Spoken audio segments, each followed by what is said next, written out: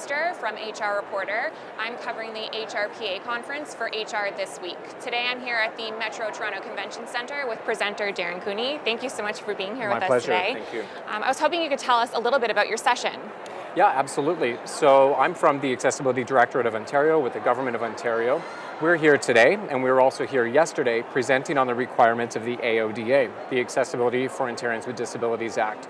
And so what we've done is we've done two sessions, one targeted towards HR practitioners helping out employers in the public sector, and one targeting those HR practitioners that work primarily in the private and the not-for-profit sectors. And our goal here today is to explain the requirements and to help HR professionals to make accessibility a reality within their workplaces. Okay, and I'm wondering if you could tell me a little bit about HR professionals' obligations under AODA. Absolutely. So first I'd start by saying and thanking HR professionals because in many ways the HR community has been the early adopting community for accessibility, and I think accessibility aligns really nicely with the work of HR professionals in building inclusive, accessible and welcoming workplaces. So what's ahead for HR professionals? Well, for those working in the private sector, working with businesses and not-for-profits, I think it'll be a busy year.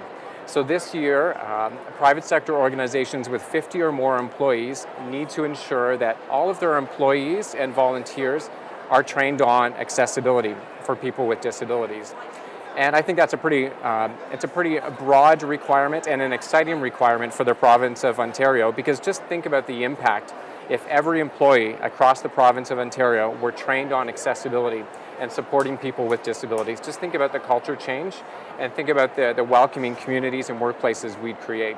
So if HR professionals or employers are unsure of what their responsibilities are, what kind of resources are there for them?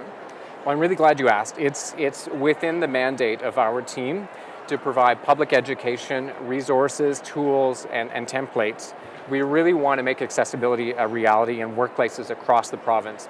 And so what we've done is we've created a whole range of free tools and templates and guides to help HR professionals to implement accessibility.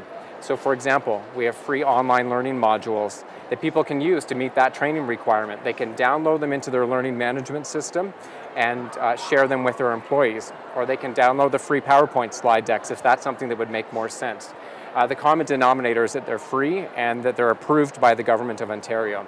And you can find all of those on our website at ontario.ca/accessibility. That's the simplest way to find it, ontario.ca/accessibility. Okay, and could you speak a little bit more about the upcoming requirements under this standard? Yep, absolutely. So for employers, private sector employers with 50 or more employees, looking ahead to January 2016, there are a number of requirements that come into effect around the employment standard.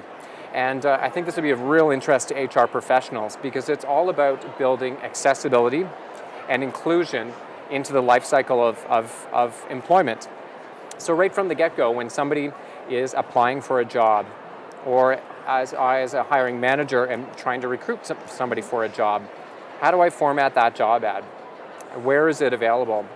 And is there a statement on that job ad that says that I will accommodate people with disabilities in the recruitment process, so interviewing and onboarding and so on?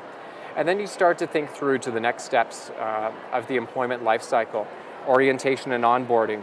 How is a person with a disability welcomed into the workplace? And how do they receive the information that they need to do their job well? All the way through to accommodations planning, performance management, and career development. So for HR professionals, the key is for them to be thinking about the processes that they need to have in place. What are the structures, the frameworks, the policy guidelines, and so on that they'll need to have in place in their workplaces to support hiring managers and people managers in building accessible and inclusive workplaces. Well, thank you again so much for taking time to speak with us today. My pleasure, thank you. All right. Thanks. Great.